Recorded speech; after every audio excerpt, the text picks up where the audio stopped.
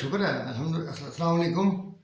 अल्लाह ताला का शुक्र है कि हम काफ़ी आगे बढ़ चुके हैं और आज मैं बैठ के आपसे बात करूंगा, क्योंकि आज मैंने कोई सवाल नहीं करना, सिर्फ ये बताना है कि कंपनी अकाउंट्स कंपनी होती क्या है, वो कंपनी अकाउंट्स में क्या क्या चीज़ें आती हैं।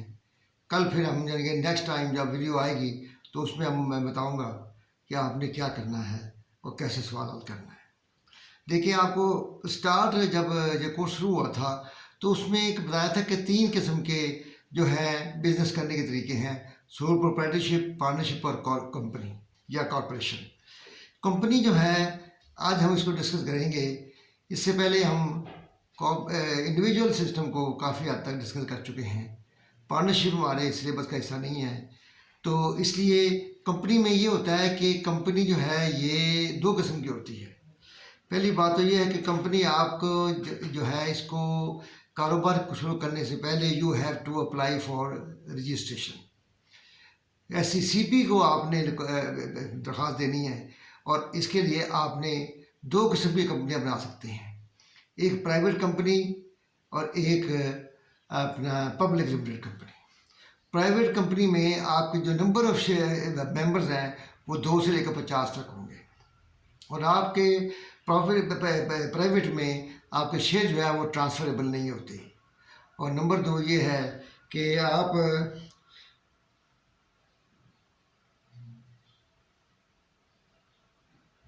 पब्लिक को ये शेयर ऑफर नहीं कर सकते, ये चार्ज। लेकिन इसके मुकाबले में, और जब आप देखते पब्लिक लिमिटेड कंपनी, तो पब्लिक लिमिटेड कंपनी जो है वो होती है कि उसके जो नंबर ऑफ मेंबर्स हैं वो लिमिटेड होते हैं, और वो जो है कंपनी वो आपको अपने शेयर जो है वो ट्रांसफ़र कर सकती है, अपने मेंबर्स को या किसी और को बेच सकती है। तो इसलिए इसकी 2 किस्में हैं, एक लिस्टेड कंपनी, एक नॉन लिस्टेड कंपनी। इनकी तादाद जो है वो 50 नहीं, 2 से ज़्यादा होती है, जितनी मर्जी हो। तो वो ये है कि लिस्टेड का मतलब ये है कि वो स्टॉक एक्सचेंज में उसके जो शेयर हैं, सिक्योरिटीज़ हैं, सिक्योरिटी से मुराद है शेयर्स, यानी कि इसका जो कैपिटल है वो ऐसा नहीं होता जैसे आपने पढ़ा है कि कैपिटल आ गया, एक आदमी ने लगा दिया तो काम शुरू हो गया। नहीं, इसका ये होता है कि ये कैपिटल बाकायदा लोगों से ऑफ़र किया जाता है। जैसे प्राइवेट लिमिटेड में आप ऑफ़र नहीं कर सकते, यहाँ आप ऑफ़र करते हैं। जब आप ऑफ़र करते हैं तो वो लोग अपना थोड़ा थोड़ा पैसा जो है, जिसके पास ज़्यादा होता है वो ज़्यादा लगाता है, लेकिन शेयर की कीमत होती है और वो नंबर ऑफ़ शेयर जो है वो अखबार में आता है या उसका प्रोस्पेक्टस इशू होती है, और उसमें वो तमाम बताते हैं कि जनाब आपने इतने शेयर ऑफ़र कर रहे हैं आपको, और आप इसमें से अपना सब्सक्राइब करें। जब वो सब्सक्राइब करते हैं तो जितने शेयर उन्हें जितने पैसे चाहिए होते हैं उतने पैसे रख लेते हैं, बाकी पैसे वापस कर देते हैं। तो ये बैंक का जरिए होता है, ये आम नहीं होता। इसके बाद इसमें जो लिस्टेड कंपनी होती है वो उसके शेयर जो हैं वो स्टॉक एक्सचेंज में ट्रेडिंग हो सकती है उसकी। जो नॉन लिस्टेड कंपनी होती है उसकी स्टॉक एक्सचेंज में ट्रेडिंग नहीं हो सकती। इसके लिए private limited company listed company नहीं हो सकती, बल्कि सिर्फ पब्लिक लिमिटेड कंपनी ही जो है वो लिस्टेड कंपनी हो सकती है। दूसरी बात ये है कि इसके लिए इसको जो अपना फंड्स हैं, यानी कि कैपिटल है, वो उसे कहते हैं इक्विटी। इक्विटी में जो है कैपिटल की बजाय हम इक्विटी इसलिए कहते हैं कि इसमें शेयर बेशुमार लोगों का होता है, और इसके बाद इसमें रिजर्व भी होते हैं। इसमें एक होता है शेयर प्रीमियम होता है, और एक होता है रिटेन अर्निंग। और रिटेन अर्निंग क्या होती है कि हम कैपिटल को जो प्रॉफिट लॉस अकाउंट बनाते हैं, और इस तरह हम इसकी जो फाइनेंशियल स्टेटमेंट्स हैं वो 5 हैं। इसकी 5 फाइनेंशियल स्टेटमेंट्स हैं, जिसमें profit loss account, balance sheet, cash flow statement और नोट्स और इक्विटी स्टेटमेंट। इक्विटी क्या होती है? इक्विटी होती है पब्लिक लिमिटेड, यानी कि कंपनी की होती है। आम जो सोल प्रोप्राइटरशिप है या पार्टनरशिप है उसका कैपिटल होता है, क्योंकि वो इंडिविजुअल होता है। ये इक्विटी होती है, इसमें बहुत से लोगों का नाम नहीं होता, नाम जो एक रजिस्टर ऑफ मेंबर्स में लिखा होता है, लेकिन बैलेंस शीट में किसका कैपिटल नहीं होता, क्या वो शेयर कैपिटल होता है कि इसमें कैपिटल का शेयर है इन लोगों का। तो उसमें प्रीमियम होता है, रिजर्व होता है, और इस तरह जो प्रॉफिट होता है वो आप कैपिटल को ट्रांसफ़र नहीं करते, बल्कि एक अलग अकाउंट बना होता है रिटेन अर्निंग अकाउंट। उसके बारे में हम रिटेन में जब डिस्कस करेंगे वो जब सवाल करेंगे तो इसमें आप ये समझें कि इसका ओपनिंग बैलेंस होगा, और जैसे कैपिटल में ओपनिंग बैलेंस होता है इसका भी ओपनिंग बैलेंस होगा। यानी कि रिटेन अर्निंग का मतलब है amount which has been retained from the profit after distributing shares and allocation amount for reserve निकाल कर और डिविडेंड में पे करने के बाद जो बचता है वो अमाउंट प्रॉफिट हम सारे का सारा नहीं बांटते, उसको रख लेते हैं मुस्तकबिल के लिए, बुरे वक्त के लिए रिजर्व के तौर पर। ये रिजर्व है, इसको रेवेन्यू रिजर्व कहते हैं। और इसी में हम अपना प्रॉफिट लेके जाएंगे, इसी में हम लॉस लेके जाएंगे, इसी में से डिविडेंड देंगे। डिविडेंड जो है क्या है? Dividend is a payment amount payable to the अपना share holders out of profit and out of reserve. हम बात को रिजर्व क्रिएट कर लेते हैं कि एक ख़ास अमाउंट पे करने के लिए। तो डिविडेंड जो है this is the share of profit which is given to the shareholders on the recommendation of the board of directors and approval by the annual meeting by the all members.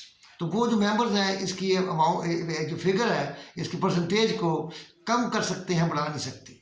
इसको approve करते हैं, उनको मिलता है।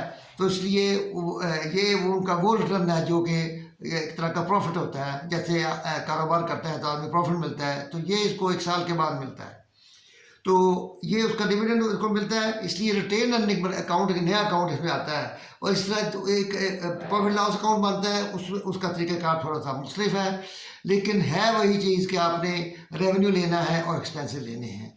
और उसके चूँकि ये जो है रेगुलेटेड है, ये रेगुलेटेड है from IFRS and public limited and security exchange commission of Pakistan. ये हर मुल्क का जो सिक्योरिटी एक्सचेंज कमीशन है वो, और अब IFRS या USA हो तो गैप, और गैप के साथ वो जो है अपना सिक्योरिटी एक्सचेंज कमीशन USA वो इसको कंट्रोल करता है। ये हम नोट्स में लिखते हैं कि हमने इन दोनों चीज़ों को फॉलो किया है।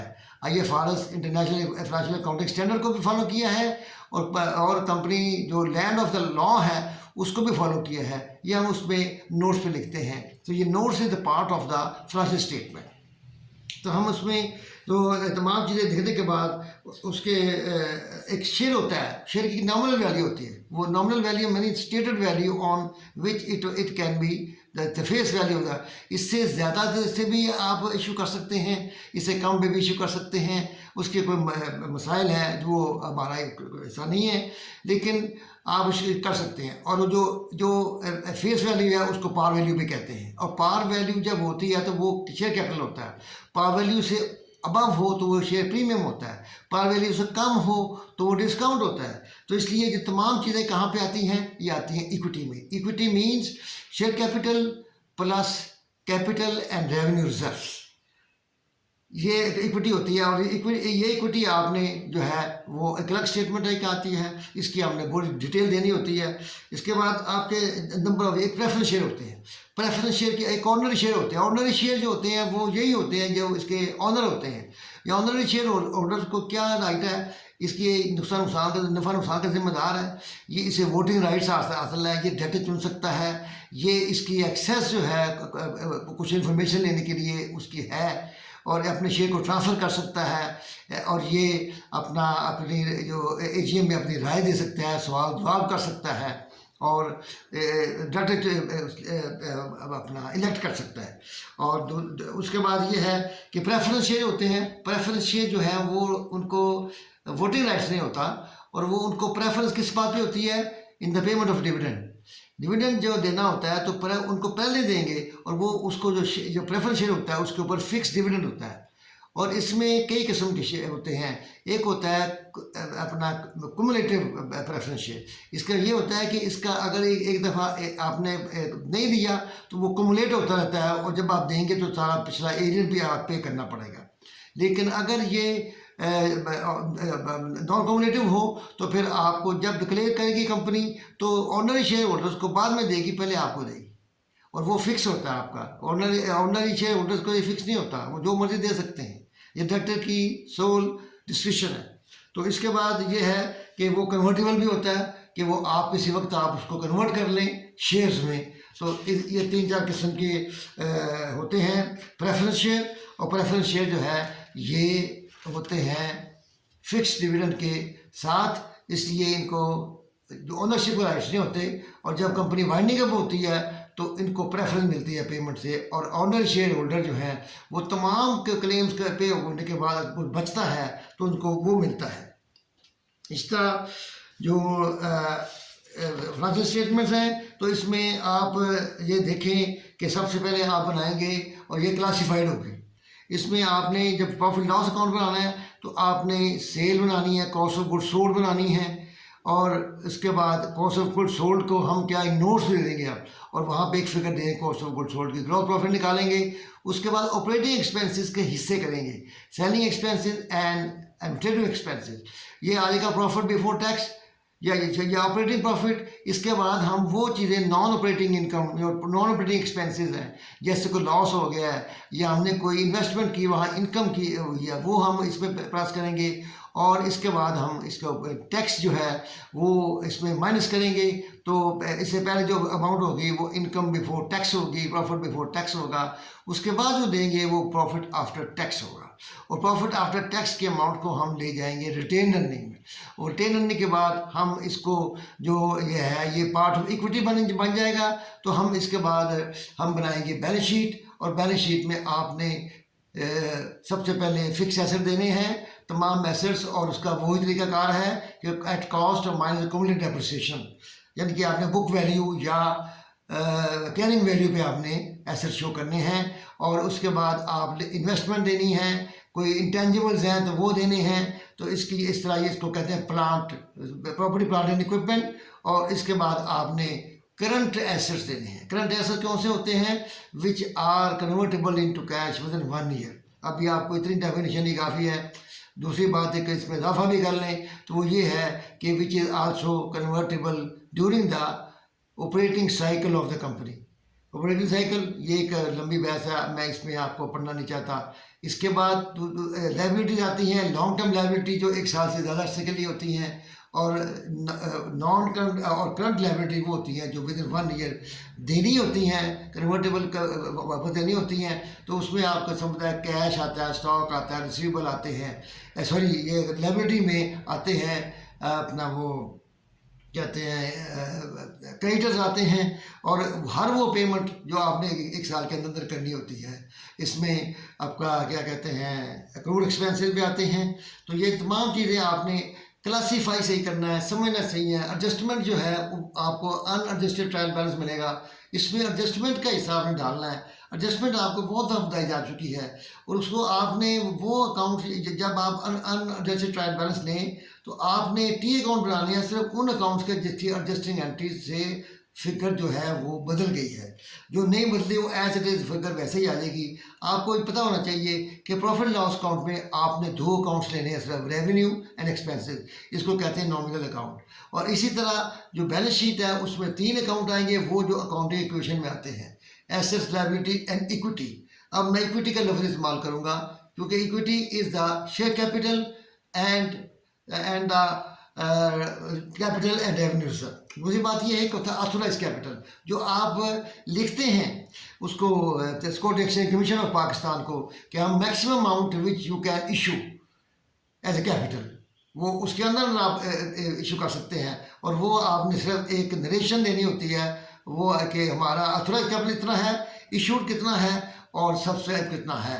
सब्सक्राइब का मतलब है आपने इतना इशू किया, कितने लोगों ने पैसे दिए, तो वो आपका कैपिटल वही होगा। तो शेयर आपका इस सिलसिले में शेयर कैपिटल चूँकि एक नई चीज़ है, इसके बारे में मैं नेक्स्ट वीडियो में बात करूंगा कि इसकी एंट्रियां कैसे होंगी, ये किस तरीके से शेयर कैपिटल का हिस्सा बनेगा, और इसमें आपने शेयर को किस तरीके से किस अमाउंट से डेबिट करना है, कैश लेना है, और किस अमाउंट से क्रेडिट करना है। ये चीज़ें मैं समझता हूँ कि मैं चाहता हूँ कि आपका ब्रीफ इंट्रोडक्शन आज की वीडियो में कराया जाए ताकि आपको पता चले कि ये कैसे होता है। और इस तरह इक्विटी जो स्टेटमेंट बनती है, वो इक्विटी स्टेटमेंट जब आप बैलेंस शीट में डालेंगे तो बैलेंस शीट में आपका आ जाएगा, इक्विटी आ जाएगी अप टू डेट। लेकिन आपने ओपनिंग इक्विटी में, करंट ईयर की इक्विटी में जो इजाफा हुआ है वो भी बताना होगा, ताकि एंड में आपकी जो इक्विटी आए वो आपकी बैलेंस शीट में आने वाली इक्विटी से मिल जाए, रिकनसाइल हो जाए। तो इस तरीके से आपका बेसिक नॉलेज दिया आपको मैंने। बहुत ज़्यादा तफसील में आप पढ़ेंगे कॉर्पोरेट, जब पढ़ेंगे आप कंपनी ऑर्डिनेंस पढ़ेंगे तो उसमें आपको मज़ीद डिटेल में पता चलेगा। तो यहाँ पे हमने याद रखें IFRS को और कंपनी रूल्स ऑफ रेगुलेशन को फॉलो करना है, और उसके लिए अपने नोट्स बनाने हैं। हमने समराइज फिगर देनी है प्रॉफिट लॉस अकाउंट में, समराइज फिगर देनी है बैलेंस शीट में, और उसकी तफसील नोट्स पे देनी है। Notes is the part of financial statements.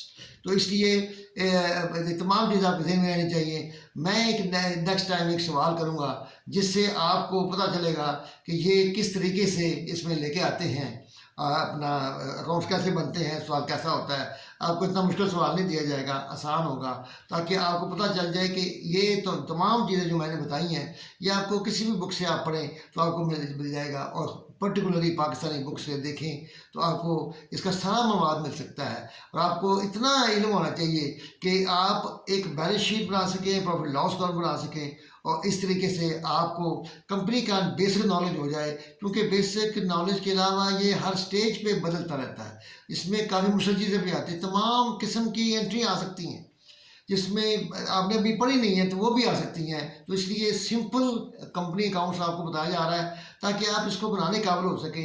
अब तक जो रूल वही है, फ़र्क सिर्फ यह क्लासीफाइड हो गया है, आपने अलग अलग चीज़ों को शो करना है ताकि जो इसका रीडर है, क्योंकि आप जानते हैं कि financial statements are external statements, और ये जो है हमने देनी है और ये रीडर के हाथ में दे देनी है। और रीडर इसमें particularly investor and potential investor होते हैं, और वो फैसला करते हैं कि whether they should sell their share from the company और दे शुड परचेज और they should hold those shares. इसी तरह वो और जगह पे इन्वेस्टमेंट करना चाहते हैं। इसी तरह कंपनी के डायरेक्टर फैसला करते हैं डिविडेंड कितना दिया जाएगा, कंपनी की फाइनेंशियल पोजीशन क्या है, और कंपनी एक बहुत बड़ा इल्म है, बहुत बड़ा एक सेक्टर है। तो इसलिए ये इस वक्त दुनिया में बहुत चल रहा है। तो इसलिए नेक्स्ट वीडियो में हम आपसे मिलेंगे। तो आज आप इसको याद रखें कि इस वीडियो को, और ताकि कल जब हम इसको सवाल हल करें तो आपको पता हो कि वो चीज़ें जो मैंने आज बताई हैं वो कल इम्प्लीमेंटेशन में आएंगी। तो अल्लाह ताला मुझे और आपको दुनिया और आखिरत में काम में विदा फरमाए। अल्लाह हाफ़िज़।